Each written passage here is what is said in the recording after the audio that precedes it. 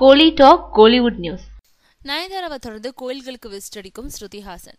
நயன்தாராவை தொடர்ந்து இப்போ ஸ்ருதி ஹாசனும் இந்தியா முழுக்க எங்க படப்பிடிப்புக்கு போனாலும் அங்க இருக்க கோயில்களுக்கு போய் பக்தி பரவசத்தோட சாமி தரிசனம் செஞ்சிட்டு இருக்காங்க.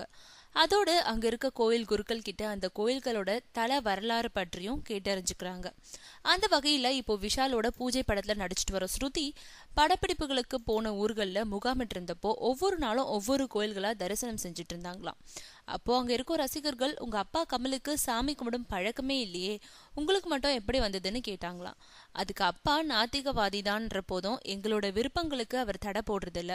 அந்த வகையில என் அம்மாவை மாதிரி நானும் ஆன்மீகத்துல அதிக ஈடுபாடு கொண்டவ.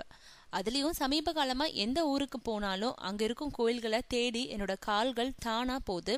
அந்த அளவுக்கு நாத்திகவாதியோட மகளா நான் ஆத்திகவாதி ஆயிட்டேன்னு பதில் கொடுத்தாங்களாம் ஸ்ருதி ஹாசன்.